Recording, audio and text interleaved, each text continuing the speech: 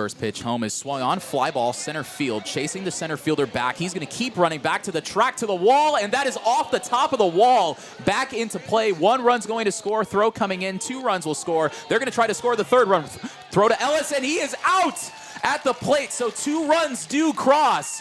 But a great relay from the Indiana defense and a hard collision at the plate retires Brian Zapp, who tried to score from first base. Fortunately, he gets up and is able to walk back to the dugout.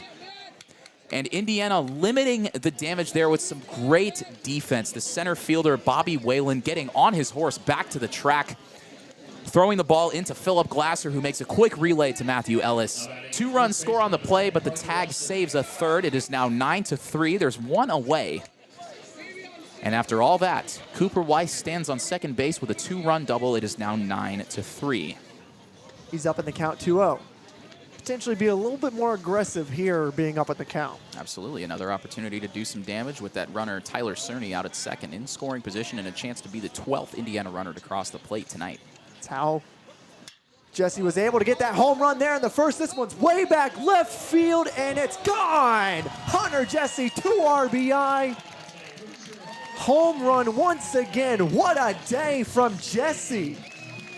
And what really impresses me about that home run from Hunter Jesse, the one before was seared out into right field, but this one, an opposite field home run down the left field line into the corner. A great piece of hitting, because it is not easy to go oppo taco, especially at the college level, but Hunter Jesse able to scrape that one over the left field wall, and now Indiana up 13-4 here in the bottom of the 7th.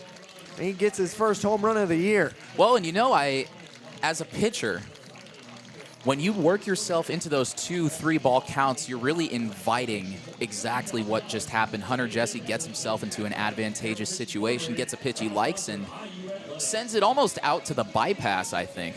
Indiana on the board first here early. It advances Matheson the second, and Whalen goes to first. A beautiful piece of 2-strike hitting right there. Whalen not trying to do too much with the bat in his hands. A nice, simple, short swing. Gets it past the diving third baseman, Zaborowski. And now there are 2 on with only 1 away here in the bottom of the 2nd. Welcome back to Bart Kaufman Field. 3rd innings, 3 pitchers for Indiana. It'll be Connor Foley now pitching for the Hoosiers. Once again, Nick, let's give our listeners a little rundown of Connor Foley. Well, for the 2nd consecutive inning, Indiana has a freshman arm on the bump. This time it's Connor Foley, a big man, to say the least, listed at 6'5", 225 out of Jasper, Indiana. He was a 3-sport athlete, played football, basketball, and, of course, baseball at Jasper High School, and he posted pretty good numbers on the hill. Had a sub-2 ERA and fanned 86 batters in his final season at Jasper High School. And man, he's a big dude. His pants don't even go all the way down to his spikes. That's how big he is. The 1-1 pitch by Foley. That one is going to be tipped foul once again. So now 1-2 is the count. You can definitely see the Red Hawks there being very aggressive here at the start of this 3rd inning.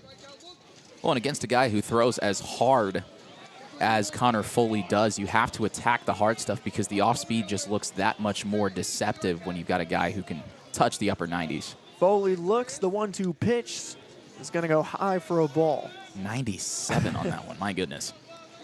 Absolutely incredible to see the arm on Foley, especially like you said, Nick, as a freshman, clocking in as high as he is right now. 2-2 is the count. Foley looks, throws, and that one's hit on deep into right field, ranging back, and it is gone. Miami of Ohio, that is the first hit of the season for Tommy Harrison, and boy, could have it come at a better time. Hits an absolute tank over into right center field. That's the downside to having a pitcher who throws as hard as Connor Foley, is that it makes the job for the hitter that much easier. And, well, that ball was clobbered into the right center field alley, and just like that, Indiana's lead is halved. It's now 2-1. The front hip breaking ball, really tough to do anything with as a lefty, because you don't see it that often. You don't face a ton of southpaws, and not surprised it locked Glasser up, even though it was a ball. The 1-0 pitch is going to find the zone. 1-1 strike. Looked like that was a slider there. Again, starting on the front hip. It's just, as a lefty, you don't see that a lot, so Vardavas using that to full advantage here. The 1-2 pitch hit on into shallow right center field. It's going to be a base hit, and Jesse will get hold up at first. And we've seen a lot of off-speed pitches from Vardavas. That one was a breaking ball that hung up in the zone just a little bit too long, and Hunter Jesse was all over it, tattooing that thing into right center field for a stand-up single, and it will bring Josh Pine to the plate. Definitely a possibility, but Josh Pine's going to hit that one high into the air, ranging back. Are they going to get it? Wild, and they could not. I believe that was Evan WIUX trying to go after that one, and you could have blamed that on the sun, but there is no sun right now. Just a little miscommunication there by Miami of Ohio. Well, and you know, that ball was in what I call the Bermuda Triangle. It was out in the area in front of the center fielder and the right fielder, but directly behind the second baseman, Applewick. You've got the second baseman ranging straight back, looking over his head, trying to track it. The two outfielders coming in, not wanting to collide, and the result of that, as we saw there, was a ball that drops in untouched. So you score that a base hit, but that's definitely just an unfortunate occurrence there for the Miami Redhawks. An RBI double to put Indiana up by 2. And if you're Nick Vardavas, you are kicking yourself right now, because that was an 0-2 pitch left right over the heart of the plate, and Matthew Ellis did not miss. He smoked that thing into the left center field gap, took the center fielder McDonald all the way to the wall, and he's standing on second base with an RBI double. And Indiana now has a chance to tack on even more runs with Brock Tibbetts at the plate. You've got 2 runners in scoring position. And if you're Nick Vardavas, well, how do you get out of this? Indiana is hot, hot, hot to start off this ball game. A 2-run triple. And if you're Vardavas, I said it last at bat and I'll say it again, you're kicking yourself, because he gave up another laser off the bat. This time it was Brock Tibbetts on an 0-2 count. He hits it off the fence on the fly. Just poor execution there from the freshman southpaw. And Indiana capitalizing to the fullest extent here.